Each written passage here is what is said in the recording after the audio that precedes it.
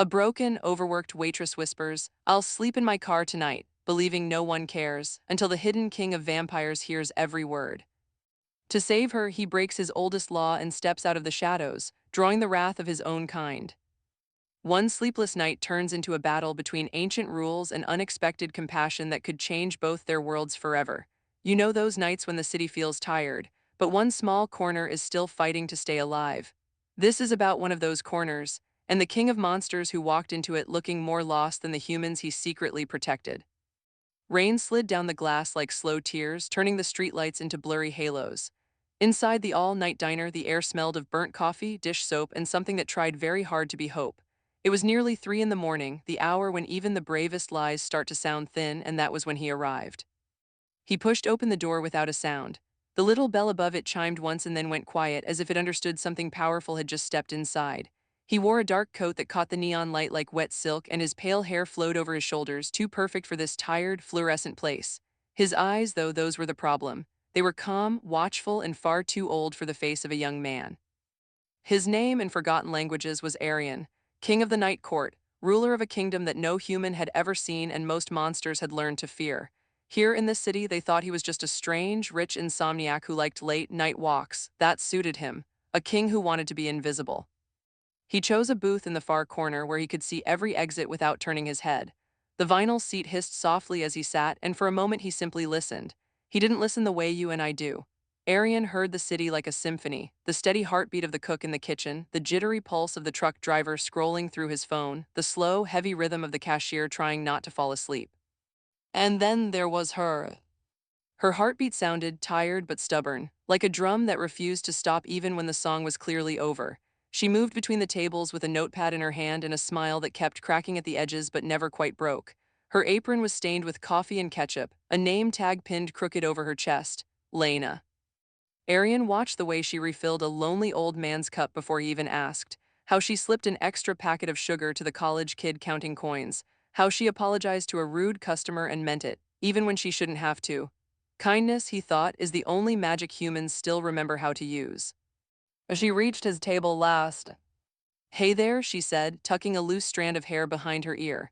Her voice was rough from hours of talking, but it was gentle. "You here for coffee or just hiding from the weather?" Arian almost smiled.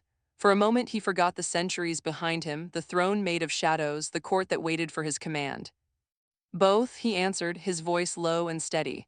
"Whatever people drink at this hour to pretend they're not exhausted."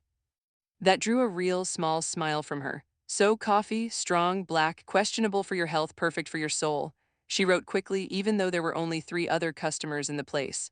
"I'm Lena, by the way, let me know if you need anything."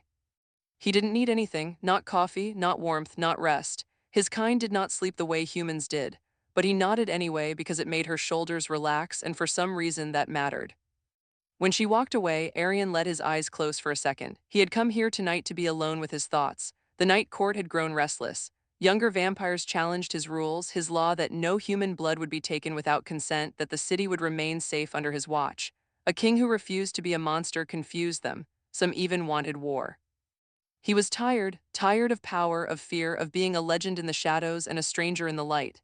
Tired of caring more about people who would scream if they knew what he was. He opened his eyes again when he heard raised voices by the counter.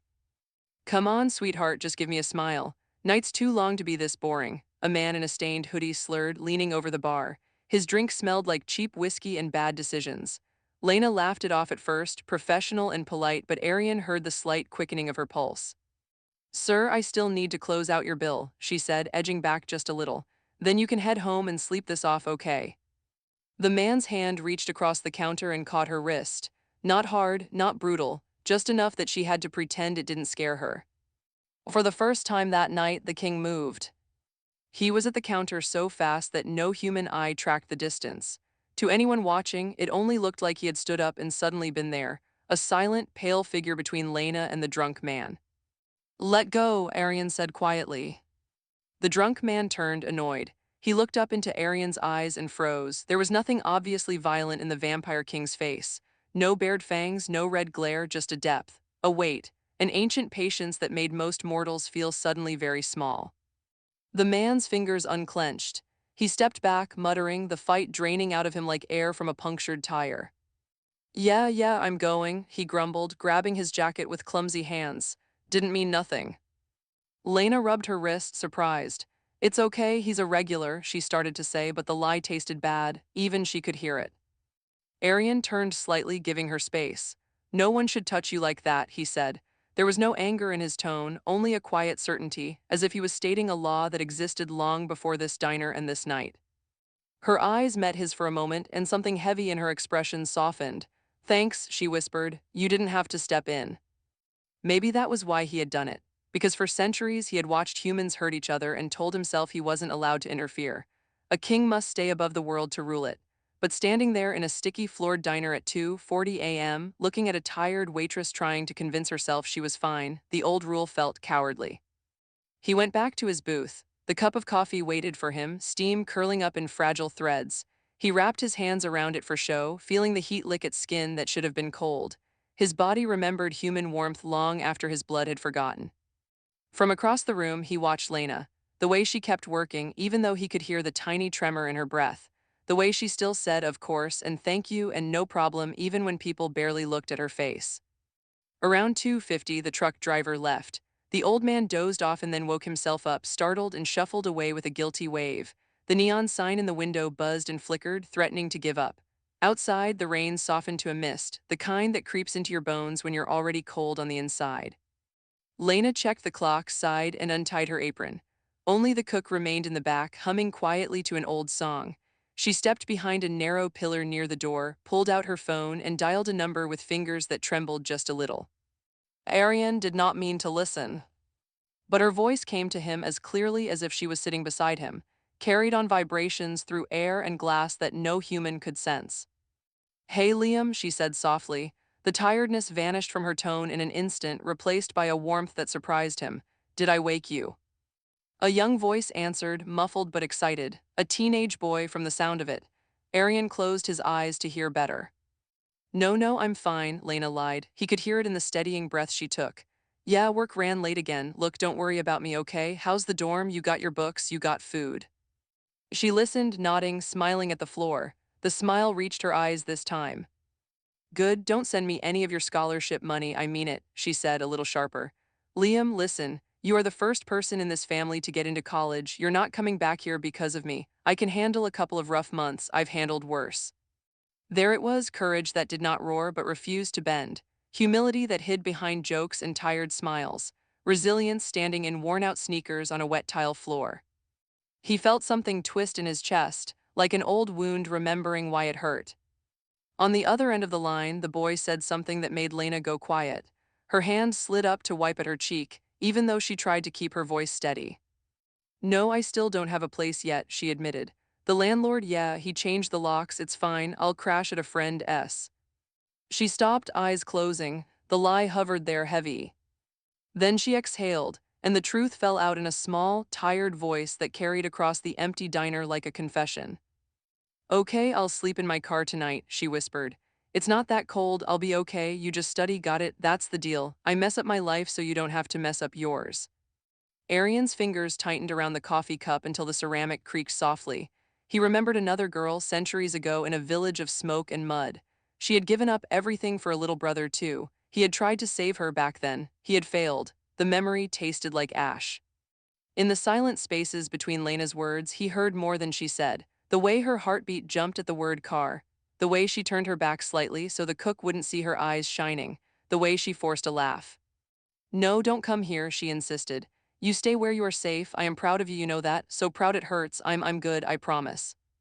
She hung up. For a long moment she just stood there, phone pressed to her chest, staring at the reflection of herself in the dark glass. A tired waitress, streaked mascara, uniform shirt clinging to damp skin, someone the world walked past without seeing. But to the king sitting in the corner, she glowed like a tiny, stubborn star in a sky he had spent his whole life trying to rule. He heard the faintest whisper in his mind then, a voice older than the city. It was the voice of his council, his laws, his own oath. Do not interfere with human lives, Arian. You are their shadow, not their savior. When kings start playing gods, worlds burn. He had sworn to obey that rule. Across the room, Lena pulled on a thin jacket, the kind that kept out almost no cold. She grabbed her bag, checked the tips in her pocket, small coins, folded bills, and tried to smile at them as if they were enough. She turned off half the lights. The diner sank into a softer darkness, the kind that hid bruises and secret tears. At 2:59, she pushed open the door. The bell chimed again, lonely and small. A breath of damp night air swept in, smelling of petrol, rain, and the quiet kind of desperation that lives in parking lots. Arian rose to his feet. Outside, somewhere in the dark, Lena's car waited. Cold metal, thin seats, no blanket, no safety except the lie she had told her brother. She stepped out into the wet street, shoulders squared like a soldier walking back into battle with no armor. The king stood in the shadows of the diner, one hand on the back of the booth, the other still wrapped around a cup of coffee he would never drink. Everything inside him was split cleanly in two. "Walk away," the oath demanded. "Help her," his heart answered. He watched her take 3 steps into the rain, her figure small against the sleeping city. The clock on the wall clicked from 2:59 to 3:00 a.m. Arian let go of the cup. It hit the table with a soft, final sound. And for the first time in 100 years, the vampire king broke his own law and moved toward a human. Just as a pair of blinding headlights turned into the lot, stopping right in front of Lena, trapping her in their harsh white glare. Sometimes life throws you a bright light right when you're sure the next thing coming is darkness. That's what happened in that wet parking lot at 3 in the morning, with a tired waitress, a vampire king, and a pair of headlights that looked much more dangerous than they actually were. The car rolled to a stop in front of Lena, engine humming, wipers flicking away the rain.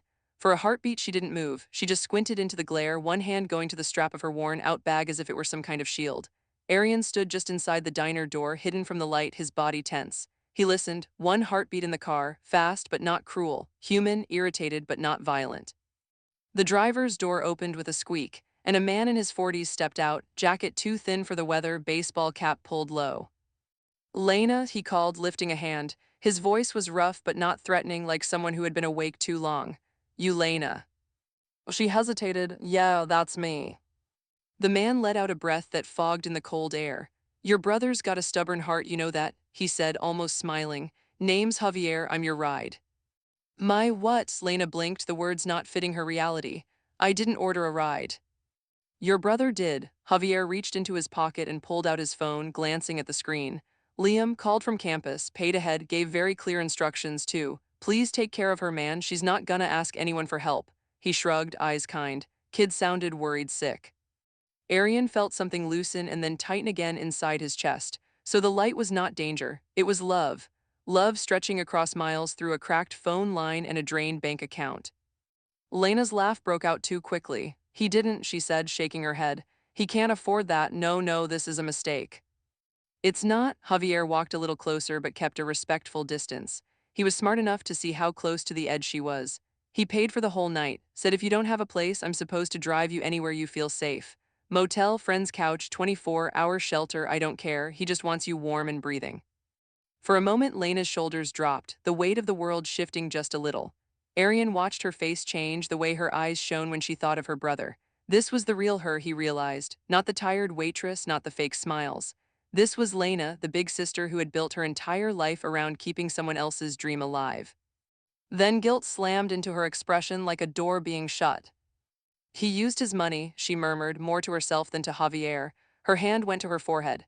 "No, no, he needs that for books, for food. He can't do this for me." "When people love you, they're allowed to do things for you," Javier said gently. His words were simple, but they hit something deep. "Come on, you look frozen." Arian could practically see the war happening inside her. Pride on one side, exhaustion on the other. The parking lot was quiet except for the soft hiss of rain and the distant whisper of late-night traffic. A neon sign buzzed overhead, flickering like it was trying to stay awake just to see what she would choose. Lena took a step toward the car, then she stopped. "Cancel the ride," she said softly, the decision ripping out of her like it hurt. "Please tell him I didn't need it. Keep the money, or use it for yourself. He can't afford this and I can't." Her voice cracked. She swallowed it down and forced herself steady. "I can't be the reason he has less." Javier stared at her like she'd just spoken in another language. "You're really gonna sleep in your car instead of letting your own brother help you?" She gave a tiny, tired smile that almost made Arian step outside just to argue with the universe on her behalf. "I've slept in worse places," she said. "He worked too hard for that scholarship. I won't let him send it back piece by piece just because I can't keep my life together. There it was again, that strange, stubborn nobility. The kind kings gave speeches about and never quite managed to live. Arian's fingers curled against the doorframe. He could fix this in 100 ways. He could glamour the driver, send him away with his memory blurred and his wallet mysteriously heavier. He could conjure a room key with a thought, arrange an entire new life for Lena before sunrise. To a creature who had watched empires rise and fall, moving one human life onto safer ground would have been easy. But easy was not the same as right, and the oath he carried on his soul weighed more than all the power in his veins. Javier rubbed his face. Lady, no offense, but that kid loves you. You're not doing him a favor by pretending you're bulletproof. Lena looked away, eyes shining in the harsh white glare. If I get used to people saving me, she said quietly, what happens the day they caw? There was no answer to that, not an honest one anyway. At last Javier sighed, you sure? She nodded, even though Arian could feel every cell in her body screaming for a warm bed and a locked door. I'm sure, but thank you, and tell him I'm okay. The driver shook his head, muttering something in Spanish under his breath that sounded a lot like a prayer. You're both too stubborn, he said finally. Fine, I'll mark it as completed. Money's already processed. I'll text your brother and say you're safe and being your usual hard-headed self. Guilt flickered in her eyes, but also relief. At least Liam wouldn't worry more. Javier climbed back into the car. The headlights swung away from Lena, sweeping across the glass of the diner and catching Arian's pale face for just a second. The driver frowned at the reflection, as if something in it bothered him, then shook it off and pulled out of the lot, tires hissing on the wet asphalt. Darkness closed in again, softer now but very real. Lena stood there for a moment, alone, arms wrapped around herself. Without the blinding light, she looked small against the wide, empty lot, like the last customer left in a huge, uncaring store. Then she turned toward the far corner, where a faded blue car sat under a flickering street lamp, its paint peeling like old wallpaper. Arian followed her with his eyes. He didn't move yet. Instead, he tilted his head slightly, senses reaching farther than sight. Beyond the neon, beyond the rain, high on a rooftop across the street, he felt it, a presence. Cold, familiar. Someone else was watching. He shifted his gaze just enough to find the shadow. It was barely more than a darker patch of darkness, but he knew that stillness. The night court never truly slept, and some of its eyes had always stayed on him, the way a pack watches its leader for signs of weakness. The figure on the roof did not move, but Arian could feel the weight of unseen eyes and old expectations pressing down on him. You are their shadow, not their savior. Lena reached her car and opened the back door. The interior light flicked on, revealing boxes and bags crammed into every space. Clothes folded the best they could be, a few textbooks, a chipped mug wrapped in a towel, a worn photo taped to the dashboard. Her entire life condensed into the trunk and back seat. She dug around and pulled out a thin blanket, the kind you'd bring to a summer picnic, not a cold, damp night. She shook it out and almost laughed at how small it was. Then she climbed into the driver's seat, locked the door more out of habit than hope, and leaned her forehead against the steering wheel. Arian stepped out of the diner at last. The rain brushed against his face, beating on skin that didn't quite feel it the way it used to. His boots made almost no sound on the wet pavement. To anyone looking, he was just a tall figure in a dark coat walking toward a woman sitting in an old car. Completely ordinary, very forgettable. But on the rooftop, the shadow shifted, watching. He reached Lena's window and stopped, suddenly aware of how this might look. A strange man, middle of the night, approaching a woman alone in her car. He lifted his hands slightly, palms open, and tapped gently on the glass. She jerked upright, eyes wide. For a second she just stared, then her training at surviving bad nights kicked in. She fumbled in her bag, pulled out a small can of pepper spray, and held it up between them with a hand that shook but did not drop. I swear if you're here to be creepy, I will ruin your whole evening, she said, voice hoarse but fierce. Despite everything, a corner of Arian's mouth tugged upward. I have had far worse evenings, he replied calmly, but I promise that's not why I'm here. She narrowed her eyes, studying him through the fogged glass. Recognition flickered. You're the guy from the diner, coffee and dramatic entrances. Guilty, he said. May I speak with you just for a moment? She hesitated, then cracked the window the tiniest bit, barely enough for air, certainly not enough for his hand. The pepper spray stayed ready. This is my house, she said, gesturing around the car. And my house rules say what you need to say fast. Up on the rooftop, Arian felt the watcher's attention sharpen. The court would taste this choice on the air. Every word he spoke here would be another step away from the safe path he had drawn for himself centuries ago. I came to return something, he lied gently, because sometimes gentler lies pave the way for deeper truths. Your dignity, I think you left it back there apologizing to a man who grabbed your wrist. Her eyes widened, then narrowed again, offended and amused at the same time. Wow, okay, that's bold for a stranger. He shrugged, a small, elegant motion. You apologized to him as if you had done something wrong. You did not. No one should make you feel that way, especially not after the night you've had. Silence settled between them, thick but not hostile. Rain tapped on the roof in a soft, restless rhythm. You were listening, she realized. You heard the phone call, the everything. Yes, he said quietly. There was no point pretending otherwise. I hear more than most.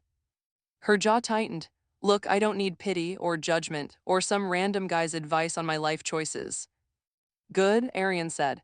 Because pity is useless, judgment is easy, and advice is usually just a way to make ourselves feel smarter than the person actually doing the surviving. For the first time, she really looked at him, not at the expensive coat or the strange calm in his posture, but at his eyes. They were too still, too deep, like dark water that had seen ships rise and sink and kept all their secrets. Then what do you want? She asked, softer now. He considered his answer. On the roof, he felt the watcher lean forward, invisible and silent. In his mind, 100 old voices whispered caution, duty, consequence. I want, Arian began slowly, choosing each word as if it might crack the world. I want you not to freeze to death in this car. I want your brother to wake up tomorrow and focus on his classes instead of wondering if his sister is alive. I want to help, even if you never know it was me. Her laugh this time was shorter but not bitter. People don't help for nothing, she said. They always want something, a favor, a secret, a piece of you. He thought of the night court, of deals made in blood and shadow, of alliances held together by fear. Some do, he said. A few, very few, the rare ones who remember that kindness is not a transaction. She looked away, staring at the fogged windshield. And you're one of those rare ones? She asked quietly. No, he answered, surprising even himself. I am learning to be. Something in that honesty reached her more than any polished speech could have. Her grip on the pepper spray eased just a little. The rain softened, running in lazy trails down the glass between them. So what exactly is your plan, mystery man? She said. Fix my whole life in one night, make the landlord magically like me, turn this car into a castle. He almost smiled at that last word. No, he said. Castles are overrated, drafty, full of ghosts. I was thinking smaller, one warm bed, for one night, no strings. She flinched, every defense slamming back up. Yeah, I've heard that line before. You haven't heard it from me, he replied calmly. You don't know me, you have no reason to trust me. So here is what I can offer instead. I will not know your last name, I will not follow you, I will not ask for your number. I will pay for a room at the motel across the street in cash, walk away, and you can pretend the key fell from the sky. You never have to see me again. She stared at him, searching his face for the trap. The wind whistled softly around them. In the distance, a siren wailed and then faded into the night. Why? She whispered.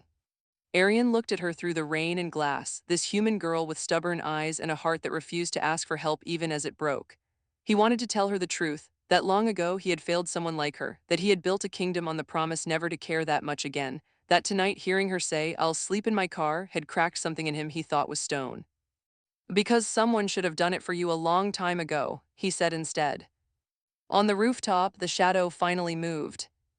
A shape dropped from the building with inhuman grace, landing on silent feet in the far corner of the lot. The air around Arian changed, colder, sharper. He didn't turn, but he didn't need to. He knew that presence as well as he knew his own reflection. Your Majesty, a low voice murmured behind him, respectful and dangerous all at once.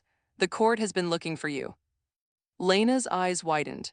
Her gaze darted from Arian to the dark figure now standing a few yards away, coat fluttering in the wind, eyes glinting with something not entirely human. You're what? She breathed, the word catching in her throat as the first real sliver of fear slid into her voice.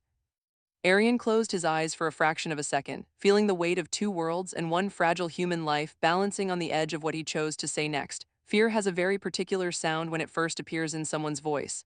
It isn't a scream. It's a small, sharp crack like ice shifting on a frozen lake. That was the sound in Lena's question as she stared past Arian at the dark shape across the parking lot. You're what? Rain drifted sideways in the wind, carrying the city's distant noise on a low hum. The man who had spoken stepped forward into the thin ring of light under the street lamp. His coat was black, his hair cropped short, his face strong and calm in a way that belonged more to statues than to living men. Only his eyes broke the illusion. They were just a little too still, a little too focused, as if they missed nothing and forgave even less. "Your Majesty," he repeated, voice smoother now, respectful but edged. "You shouldn't be out here alone." Arian did not turn fully to face him. He kept one shoulder angled toward Lena's cracked window, as if he were a bridge between worlds and couldn't quite decide which side to stand on. "And yet," Arian said quietly, "here I am." Lena's gaze flicked between them. "Majesty, out here, at 3 in the morning in a dying parking lot." Nothing about those words made sense next to the cheap neon and her old blue car. "Is this some kind of joke?" she asked, trying very hard to make her voice flat and unimpressed. "Are you like LARPing royalty between coffee refills?" The newcomer's nostrils flared, catching the sharp metal tang of the pepper spray still clutched in her hand. His expression tightened almost imperceptibly. "You're speaking to the king of the night court," he said, eyes sliding to her for the first time. "Show some." "Darius," Arian's voice cut across the space like a blade wrapped in velvet. Calm, controlled, very, very final. "Enough." The other man, Darius, stopped mid-sentence. The air around them seemed to hold its breath. For a second, Lena felt like she was watching two storms check each other's strength. "Night court," she thought, "Majesty, king." It sounded insane. It sounded dangerous. It sounded like exactly the kind of trouble her life did not have room for. And yet, there was something in the way Darius had dropped from that rooftop, the way Arian moved too quietly, reacted too fast, the way the air itself seemed to bend around them both. Her fingers tightened on the spray can. She considered rolling up the window and driving away. But where would she go? Her car was her house, this lot was her neighborhood, and this strange man in the dark coat had been the only decent thing that had happened to her all night. Courage is a weird thing. It doesn't always feel like fire. Sometimes it feels like your hand shaking but not dropping the only weapon you have. "Okay," Lena said, breath misting in the cold air. "Somebody explain to me what's going on using normal person words, because if this is some secret rich people cosplay club, it's getting very elaborate." Darius' jaw flexed. "She knows too much already." "She knows nothing," Arian replied, "and I intend to keep it that way." He turned then fully to face his subject. The change was subtle but complete. A moment ago he had been almost human, a tired man in a dark coat, awkwardly trying to do one kind thing. Now in the way he held himself, in the quiet authority in his eyes, the king stepped into focus. "What are you doing here?" Arian asked. Darius inclined his head slightly. The council grew concerned. "You disappeared from the court without an escort, without orders. There are rumors, some say you have grown soft, that your mercy for the humans is turning into something dangerous." The word humans landed in the air like a stone dropped into deep water. Lena heard it. She might not understand it, but she recognized the distance in it, the way some people said customers, or cases, or those people, words that turned real lives into objects. Her heart started to beat harder. Arian's eyes flicked toward her window, then back to Darius. "Those rumors are nothing more than frightened men who mistake compassion for weakness. They forget who wrote the laws they cling to." Darius took a step closer. Even in the dim light, Lena could see the unnatural smoothness of his movement, the balance in his stride. He stopped a careful distance away, not out of fear, but out of ingrained protocol. "Compassion with limits, Your Majesty," he said. "That was the bargain. We protect this city from our own, but we do not get involved in their lives. No favors, no attachments, no interruptions." His gaze slid again to the car. "And yet here you are, in a parking lot with one of them." Lena let out a breathy laugh that wasn't quite a laugh. "One of them? Wow, do I get a membership card or something?" Darius gave her a look that held mild curiosity and a mild hunger that she couldn't name but instinctively disliked. "You smell of dish soap, cheap coffee, and exhaustion," he observed calmly. "You carry everything you own in that vehicle. You would have frozen tonight." He shifted his attention back to Arian. "You heard her. You broke our oldest rule for this." There was no insult in his tone, only disbelief. For a moment, Arian said nothing. Rain collected on his eyelashes and slid down his sharply cut cheekbones like the memory of tears that would never fall. "That," he said finally, "is exactly why the rule needed to be broken." Something bright and dangerous flickered in Darius' eyes, gone as soon as it appeared. "If the court senses a weakness," he warned softly, "they will move against you. They already whisper that you care too much for their kind, that you would rather be their guardian than our king." Our power is useless if it does not protect something, Arian said. You know this, I taught you this. Darius' jaw worked, duty and respect pulling him in opposite directions. And I believed you, he admitted, but protection is not the same as this. He nodded toward Lena. You're standing in the rain bargaining over a mortal's sleeping arrangements, your majesty, while the council debates whether to replace you. The word replace hung there heavy and cold. Lena had no idea who this council was, or what being replaced meant for men who moved like storms and spoke like ancient judges, but she understood one thing: this conversation was not theatrical. It was not a game. There was a real kingdom hidden somewhere behind their words with real stakes, and somehow her little, messy life had been dragged to its edge. I'm right here, you know, she said suddenly, the need to reclaim some control punching through her fear. The mortal has a name. Darius looked at her again. For the first time, there was the ghost of a smile at the corner of his mouth. Brave, he said, stupid but brave. Occupational hazard, Lena shot back, surprising herself. If I flinched every time someone yelled at me, I'd never make it through a Friday shift. Arian almost smiled. Almost. But then Darius took a single, easy step closer to the car, and every muscle in Arian's body went taut. Do not, Arian said. Darius paused, not because he was afraid, but because this was the first time his king's voice had sharpened all night. If she walks away with this memory, others will follow, he reminded. Your enemies will find her. They will use her against you. You know the law, witnesses must forget. Forget. The word slid along Lena's spine like ice. Witnesses, as if she'd stumbled into a crime scene. Forget what exactly? She demanded. That some guy offered to get me a hotel room and his friend calls him Your Majesty, that you both really need new hobbies. Darius studied her. She jokes when afraid, he said. Interesting. The car suddenly felt too small, too thin, too breakable between these two men and whatever world they belonged to. Lena's mind raced. Walk away, start the car, drive, but something in Arian's posture told her that if she tried, she would only put herself in more danger. Darius, Arian said quietly, she is not a witness to anything that concerns the court. She knows nothing of what we are. There it was again, we. A cold understanding began to creep in around the edges of Lena's thoughts, one she didn't want but couldn't ignore. The late hour, the speed, the eyes, the way their skin almost didn't belong in the same category as hers. Darius lifted his chin. Not yet, he agreed, but she has your attention, that alone makes her a target. The meaning sank into the silence between them. If others of their kind saw that he cared, they might come for her, not because of who she was, but because of what she was to him. Lena looked from Darius to Arian, and for the first time she saw something like fear in the king's face. Not for himself, for her. Okay, she said, heartbeat thudding. You two are officially way scarier than my landlord. Arian turned back to the half-open window. In the reflection, his eyes seemed darker than the night behind him. You have a choice, he said to her, his voice softer now, nearly drowned by the rain. You can drive away from this lot and never see me again. Forget my name, forget his, forget all of it. You will still have a hard life. You will still sleep in your car if you must, but the dangers you face will be human, usual. He paused, the next words were heavier. Or, he continued, you can take the room I offered. You can trust that I mean what I say, and you will step just a little into a world that is larger, stranger, and more dangerous than you know. Either way, I will do what I can to keep you safe, but if you stay, you will be closer to my enemies, closer to me. Lena stared at him, rain sliding down the glass like the seconds of a countdown. This is insane, she whispered. This is completely insane. Yes, Darius said dryly, welcome to our lives.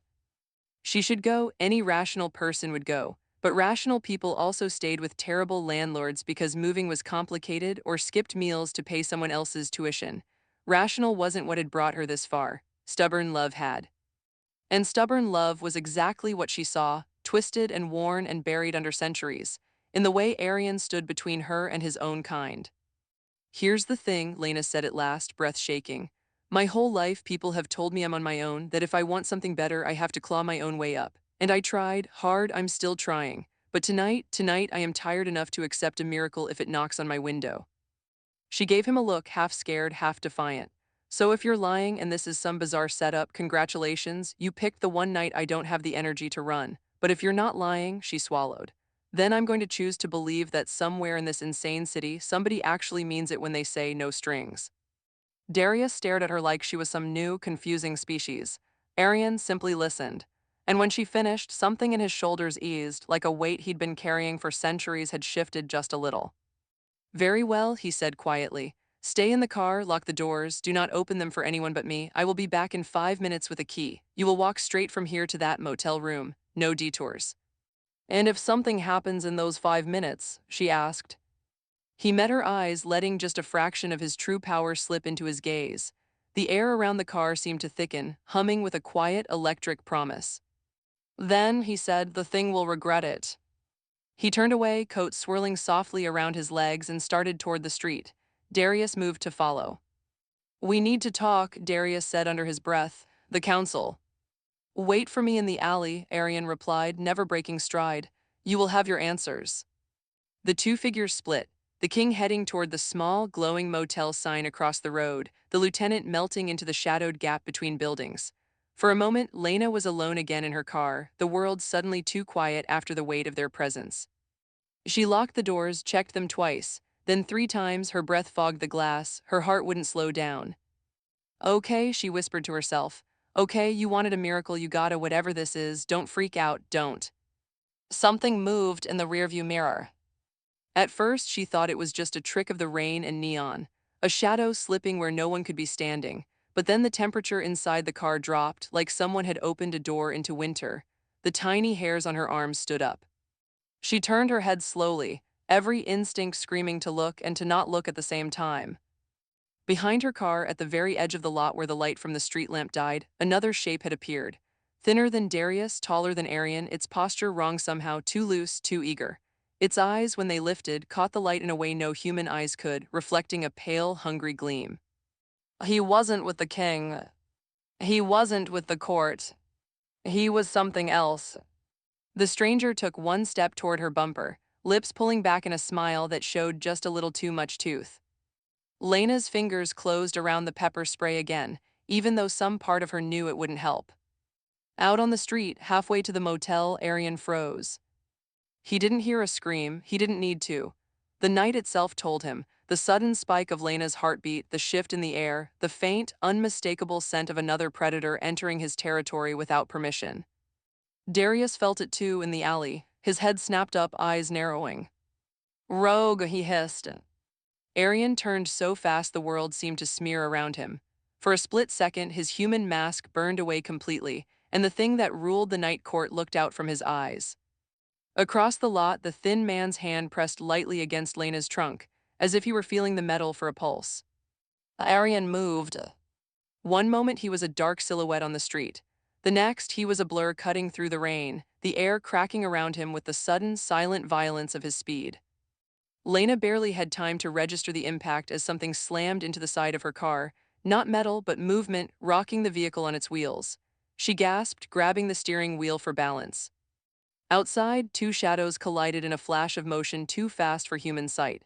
The thin stranger's amused smile vanished as Arian seized him by the front of his jacket and drove him back, away from the car, boots scraping sparks from the wet pavement. Mine, Arian said, his voice low and lethal in a way Lena had never heard before. This city is under my protection, this lot, this car, this human. The rogue laughed, breath fogging in the cold. The great king playing bodyguard to waitresses now, he taunted. They said you'd gone soft, I had to see for myself. In the alley, Darius stepped out of the shadows, watching, every line of his body poised between intervening and observing. This, too, was evidence the court would judge.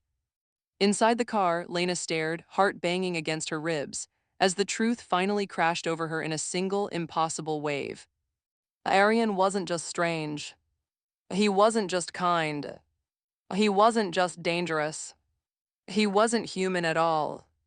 Her breath caught in her throat as Arian turned his head just enough for her to see his face in the glow of the street lamp, his eyes dark and endless, his teeth a little too sharp for any story she'd ever believed.